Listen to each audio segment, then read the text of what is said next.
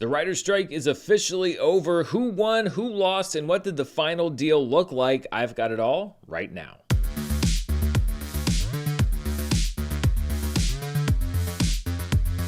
Hello everybody, I'm Dan Murrell, and this is a look at the final deal that the writers were able to get from the AMPTP. That's right, the writer's strike is officially over. It ended at 12:01 a.m. Pacific time, technically this morning, and it is all said and done except for the official ratification of this agreement from the full Writers Guild of America. As we discussed a couple of days ago when we talked about the fact that it seems like they had reached this settlement deal, the Writers Guild leadership could, if they chose to, tell writers that they were free to return to work pending the ratification. And looking at the final deal that they got, it's very clear why they have the confidence to say that writers can return to work, because overall, they got pretty much in every area that they were asking for something from the producers. Not everything in all cases, but certainly something, and a lot more in a few different areas than I thought that they were possibly going to get. So let's break down what they did get, although I think it's important to mention one provision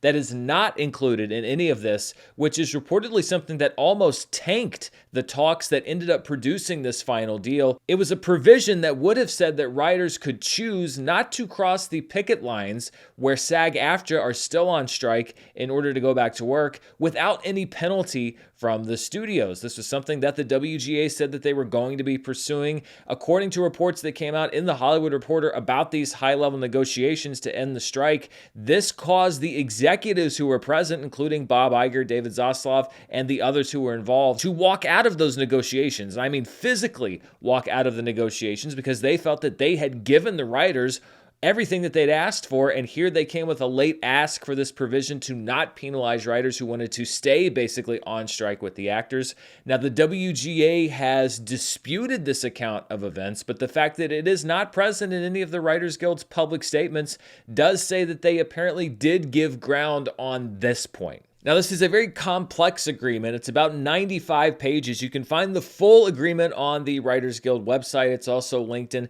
various Hollywood trades. And I cannot go into the absolute minutia of everything. Number one, because it wouldn't be a very interesting video in some parts. And number two, because there's some part in the legalese that I don't even understand. But I do understand in broad terms, and perhaps in some more specific terms, a lot of what was agreed to in the larger categories. The stuff that we've been talking about since back in the spring, really, when the writers talked about going on strike and initially went on strike. So let's look at some of those big picture areas and what the writers were able to secure from the producers. First of all, this is a deal that goes into effect retroactive to September 25th and is in effect until May 1st, 2026, which is the next time that the writers and the AMPTP would have to go into negotiations. And let's start with a few areas where it seems like the writers and the producers had already come to an agreement back when talks broke down back in August. First of all, minimum pay, a minimum pay increase. Initially, the writers had sought a 6% increase in all minimum pay in the first year of the contract,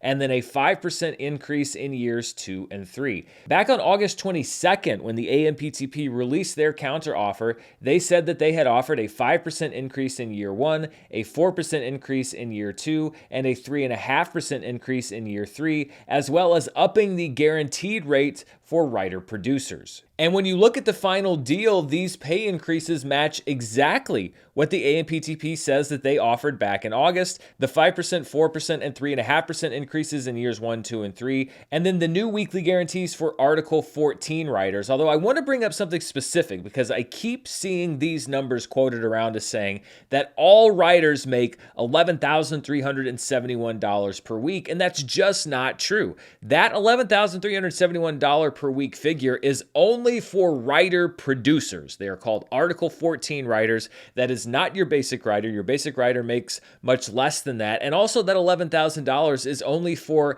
a shorter term writing gig. So the number that people keep throwing around as this is what all writers make is for a special class of writers, writer producers, and on their shortest term jobs. But this just kind of supports the narrative that a lot of these folks are already pushing, which is that they resent that the writers are on strike to begin with, and they think they're overpaid and Hollywood garbage and blah, blah, blah, et cetera, et cetera. Repeat those points ad nauseum. But this $11,371 figure is not what an average writer makes, and it's not even what a lot of writers make per week. It's a special class for a specified period of time. Another item that the Writers Guild was looking for was what's called a guaranteed second step for writers, which is basically that if a writer sells a screenplay, they are guaranteed the chance to do a rewrite on that screenplay if it is decided that the screenplay should be rewritten. Originally, the WGA was seeking for that guaranteed second step for writers that were making 250% or less of the WGA minimum pay guarantee.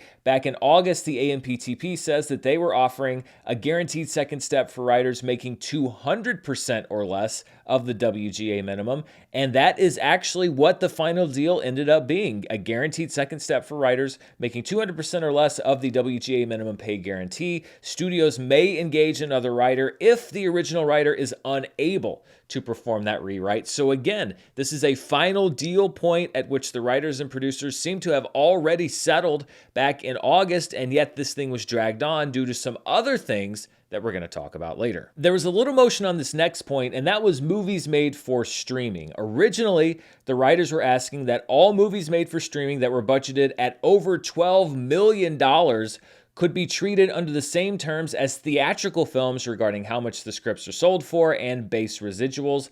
Back in August, the AMPTP offered a $100,000 script minimum for features longer than 96 minutes with a budget of $40 million or more on streamers with 20+ million subscribers, and a base residual increase to $75,000. The final offer had that $100,000 script minimum in place for a feature longer than 96 minutes, but with a $30 million plus budget. That would include, for example, a movie like The Power of the Dog, which reportedly had a budget around $35 million.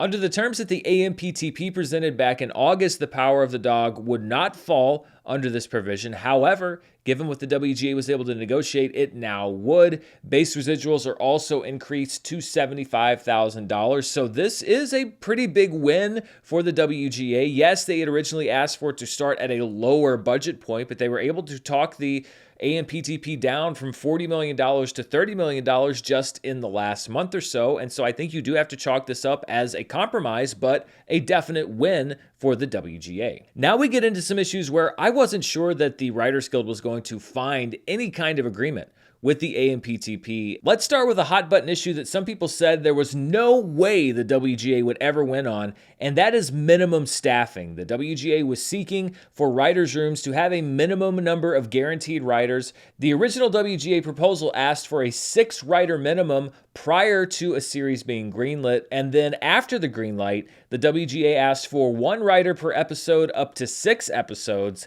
then 1 writer for each additional 2 episodes up to a maximum of 12 writers. The AMPTP for a long time was not budging on this issue. Back in August, they offered only that the showrunner, whomever that might be, could pick 2 writers for a 20-week guaranteed term of employment, not to exceed the length of the writer's room, but they would not budge on a guaranteed number of writers. But it looks like the negotiations over the last month paid off, because now there are guarantees for the number of writers, both on a series and in what are called development rooms or mini rooms. So let's look at the final terms of the deal that were negotiated. When we look at pre-greenlight development rooms, 3 writer producers are required for any writer room that has 3 or more writers. Now, for development rooms that last 20 weeks or longer, for a first season of a show, a minimum staff size of 3 writer producers is required. In subsequent seasons, well, we'll look at those terms in just a second. After the first season, though, there's a new set of requirements that kick in. So post greenlight, which would be once a series is cleared for production, or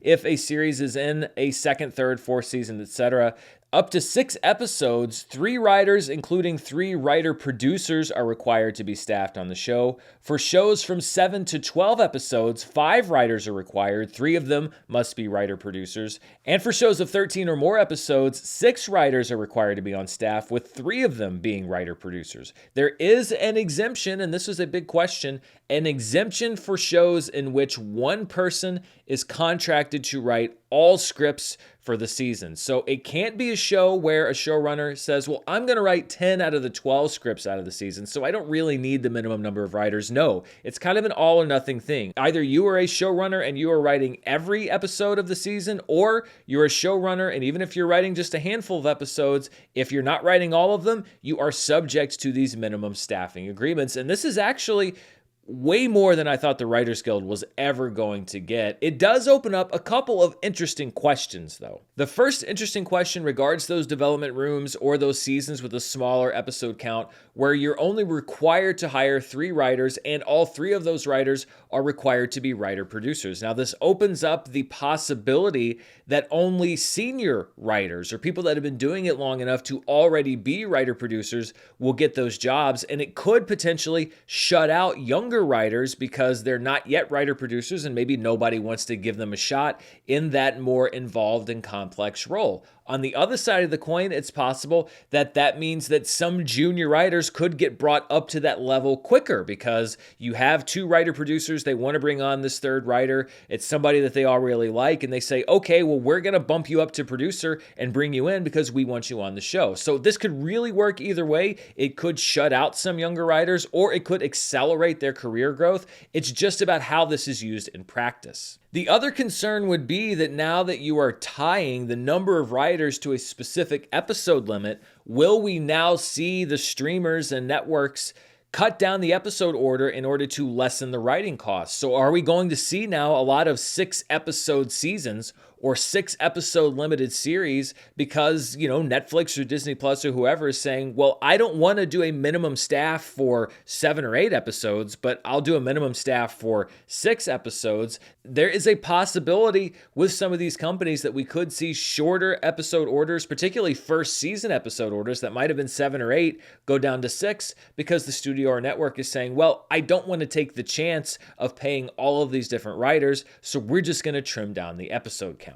Way back when the strike was beginning, I used Stranger Things Season 1 as a bit of a test case to see whether it would have fallen under the proposed, at that time, WGA plan. And if we want to go back to that initial proposal, Season 1 of Stranger Things had 8 episodes. Under the first WGA plan, 7 writers would have been required to be staffed on that show. 6 writers for the first 6 episodes, plus 1 for episodes 7 and 8, and Stranger Things actually would have qualified under the initial WGA proposal because it did have 7 credited writers in Season 1. So would Season 1 of Stranger Things also qualify under the new WGA deal? Well, let's take a look. So Season 1, of course, would still be 8 episodes long, and under the final deal, 5 writers would be required to be staffed on Stranger Things. You'd have 3 writers because the first season was 6 episodes long, and then 2 more because it was between 7 and 12 episodes long. There would also be a requirement that 3 of the writers be writer-producers,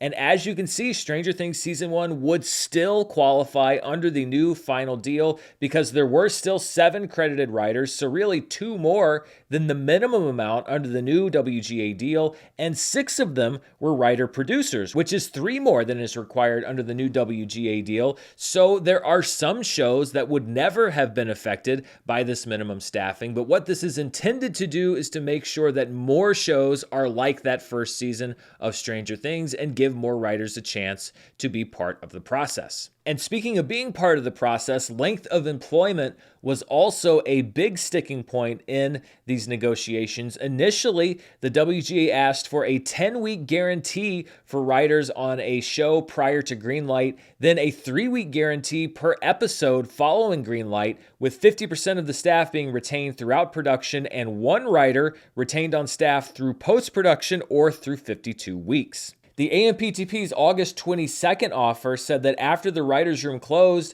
the showrunner would be able to select 2 writers to remain employed throughout production up to 20 weeks, but not to exceed the length of production. And this again is where they were able to find some significant ground in this last round of bargaining. Prior to greenlight, the WGA was able to secure that 10-week guarantee of employment on TV and high-budget SVOD series. So that is something that was exactly what they asked for from the the beginning. After a show is greenlit, the minimum staff on board will receive a 20-week guarantee of employment, or they'll be employed for the duration of the writer's room, whichever is shorter, and weeks that are spent in a pre-greenlight or development room may count towards that 20-week guaranteed total.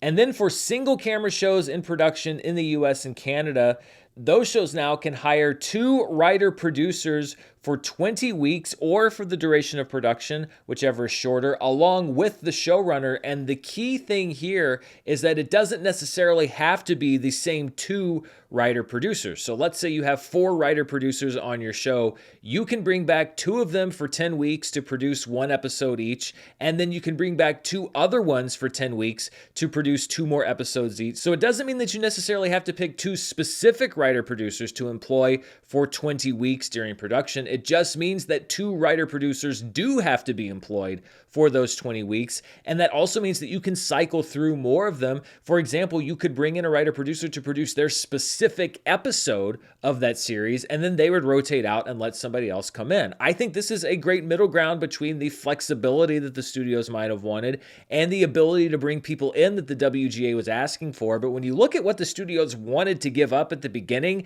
and where they ended up, this is an absolute win for the WGA, and again, far beyond what I thought they would be able to get in these negotiations. And some people might look at the fact that they were not able to get rid of the development room or the mini room as a loss, but they were also able to add a lot of provisions into this final contract that helped to mitigate what some saw as the damage of the mini room. For example, in addition to everything that I've already talked about here with the guaranteed staff and the number of people on board for a development room, they also were able to guarantee 4 writers in a development room lasting 19 weeks or less, basically working at a premium of 25% over minimum, basically saying, okay, if you want to bring people in for these shorter durations, if you want to not hire them onto the show, then you're at least going to pay them a premium. So yes, some writers may look and say, well, wait a minute, I hated mini rooms and I wanted them to go away and they didn't go away. That seems like a loss. The WGA would come back and say, well, yes, they're still there, but you are getting paid substantially more now to do these mini rooms than you were before this negotiation. And as tough as it was to get to that agreement for minimum staff size and duration of employment, let's get to the 2 issues that I think were the most controversial and the most heated, at least according to people that were in these negotiations, and that's the use of AI as well as streaming residuals. And let's start with AI because this kind of surprised me. First of all, let's go back to the beginning of the strike. The Writers Guild was asking for a ban on the use of AI to generate any material under the WGA contract or to generate source material as the basis for the WGA to work on, and they were asking for a ban on the use of WGA work to train AI. If you'll remember, the initial counteroffer from the studios was laughable. They basically said, we'll have meetings with you to talk about your concerns every year. And of course, that was rejected. Going back to August 22nd, the deal that the WGA turned down from the AMPTP, there were already some guarantees that were being given. The AMPTP said that AI would not be recognized as a writer, that writers would be informed when they were given AI material to rewrite, and they also said that writers couldn't be forced to use AI by studios. And many people, including myself, thought that the WGA might be holding out for even harsher protections on the use of AI, that this might be a major sticking point. But when you look at the language in the final deal, they actually ended up very close to what the AMPTP offered back in August. First of all was an agreement that AI work was not considered to be source material or original literary material. Writers will be paid as original writers if they are asked to rewrite AI. Writers can use AI tools themselves if the studio agrees to their use. However, studios can't force writers to use AI. Studios are also required to disclose if writers are rewriting AI material or are given material to rewrite that includes AI material. And then there's kind of a curious provision. The WGA reserves the right to argue that using material from Writers Guild projects to train AI is prohibited by this MBA, minimum basic agreement, or other laws. And a lot of people have said, well, what does that mean? Here's what I think that it means. The fact that the AMPTP and the WGA were so close on these other parts of the AI agreement says to me that it was the training of AI that was the real sticking point. And I think what we see here with the Writers Guild is them saying, okay, We can't really agree on this right now, but we absolutely reserve the right to fight this fight in the future. And then it kind of becomes its own legal fight. It's not tied to these negotiations. It's not tied to the strike. It's basically the Writers Guild saying, we still don't think that you can do this, and we're pretty sure you can't do this under this contract, but we're going to wait until you do it or you try to do it, and then we are going to try to argue it. I understand why some might see this as a capitulation, but the fact that they did not sign an agreement that outright allowed the studios to use WGA work to train AI is good. And the fact that it is explicitly said here that the AMPTP should expect a challenge from the WGA, maybe that affects what they choose to do in the future. I don't really see this as a surrender or a win or a defeat. I really do see this as two groups saying, we're not going to agree on this, but we're also not going to let it hold up this entire deal. So let's live to fight another day. And finally, we come to another hugely disputed issue, and that is streaming residuals. The WGA was seeking in their original agreement to establish a residual system based on viewership in addition to the fixed residuals that every movie or TV show gets based on viewership numbers that were provided by the streaming services. Initially, the AMPTP refused to even engage on this issue. Back in August, they proposed a quarterly reporting system and that data would serve as the basis of a new residual system in the future. And the WGA said absolutely not. And this is one really where I think the AMPTP and the studios and the streamers especially absolutely folded. This is to me maybe the biggest win that the WGA got, in the sense that they took the studios from a point of we will never show you this data to we are going to show you this data and we are going to establish the system that you asked for. So let's look at what the final deal says. According to terms in the final deal, films and series that are viewed by 20% or more of domestic subscribers in the first 90 days of release will get a bonus of 50% of the fixed domestic and foreign residuals. This is calculated by hours streamed divided by runtime, which is funny to me because for so long on charts and then streaming charts with Dan, I have been measuring streaming service viewership by hours watched divided by runtime. And now here it is in the actual contract between the WGA and the streamers. This streaming data is provided confidentially to the WGA by streamers as hours watched. So sorry, there will be no public disclosure of this. And to give an example, they say the bonus for the largest services, which I think probably means Netflix, would be about $9,000 for the writer of a 30-minute episode, $16,415 for the writer or writers of a 1-hour episode, and $40,500 for a feature with a $30+ million budget. This is effective on releases after January 1st, 2024. Now, I don't know budget numbers on all of these different streaming movies that have been put up, so I don't necessarily know which ones are over 30 million and which ones are not over 30 million, but this is the kind of stuff that I have been tracking on streaming charts and charts for months now, years now, basically. And so I can kind of parse this a little bit to see what we're talking about as far as which movies or shows would have been eligible for this provision if they had come out under this current contract. So let's take Netflix, because Netflix is actually the most transparent publicly with their numbers. Under the new deal, you get this bonus to your residual if 20% of the domestic subscribers watch your show or movie within 90 days of release. Netflix reported about 75 million domestic subscribers earlier this year, so that translates to 15 million. If 15 million subscribers watch a show or movie, you get this bonus. Well, let's look at how some of the movies and TV shows that have come out this year would fare under this system. Now, this was a little complicated because the public numbers that Netflix provides are worldwide numbers, whereas we're talking domestic numbers. However, Nielsen does provide domestic-only watch time, even though it doesn't come straight from the streamer, for movies and shows, so I can cross-reference those somewhat. And looking at what's come out on Netflix this year, as far as that 15 million viewer threshold, 20% of the domestic subscribers, the movies actually have a much easier time of hitting that threshold. You People, The Mother, Murder Mystery 2, Extraction, The Outlaws, Your Place or Mine, Heart of Stone, We Have a Ghost, and perhaps even Luther, The Fallen Son all hit that 15 million viewer threshold based on the calculations described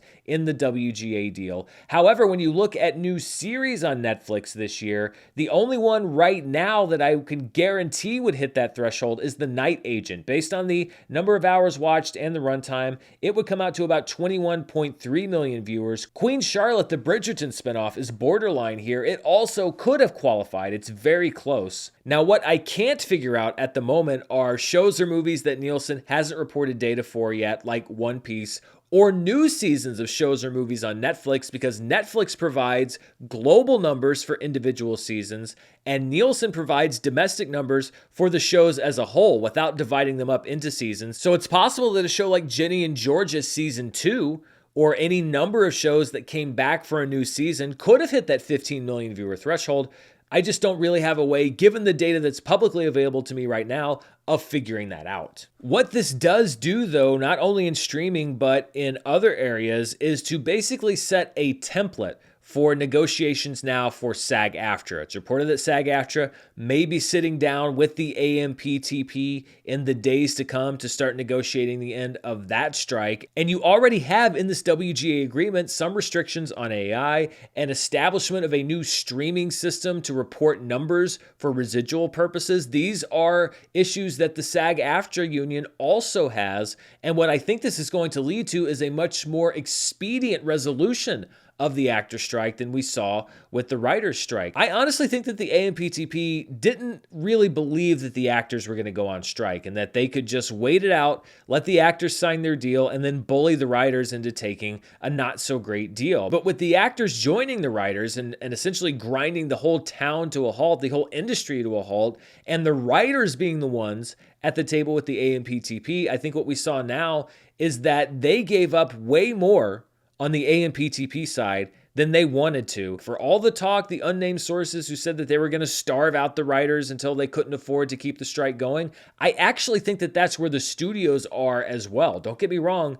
The writers, the actors, the people in the industry are also hurting, but it is now a common pain point, and I see this as an absolute win. Not to sound like the Hulk from Avengers Endgame, but I see this as an absolute win for the WGA. They were able to make substantial progress in every single area that they were looking for, in every major area, in areas where people didn't think that they would get any progress from the AMPTP, and yet they did. This was a prolonged strike. This is a very painful strike, but I think as far as the WGA and organized labor, that this was an effective strike. Just to wrap things up on a few additional deal points, as they had wanted from the beginning, there were also minimum guarantees secured for writers on high-budget comedy, variety, quiz, and non-dramatic shows.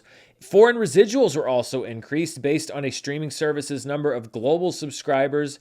AVOD programming, that's advertising video on demand, services like Tubi and Pluto TV and Freevee now operate under the same terms as SVOD programs, streaming video on demand, Netflix, etc. And also there's now a 2% residual for the reuse of programming on AVOD platforms. The WGA was also able to secure increased contributions to WGA health and pension funds. Two-person writing teams now receive health and pension contributions as individuals instead of splitting compensation between them, as was the case before. Also, as we mentioned, higher writer-producer rates and increased premium rates for writers in development rooms or pre-greenlight rooms was secured, and guaranteed script fees were also secured for staff writers who wrote a script. And this is also a great thing. A lot of times in the past, you'd have a staff writer on a show who would write a script, and they'd say, well, you're a staff writer, you got paid. Now, if you're on staff and you write a script, you will get that script fee guaranteed. I know that there are a lot of people inside the writing profession that are very happy to hear about that.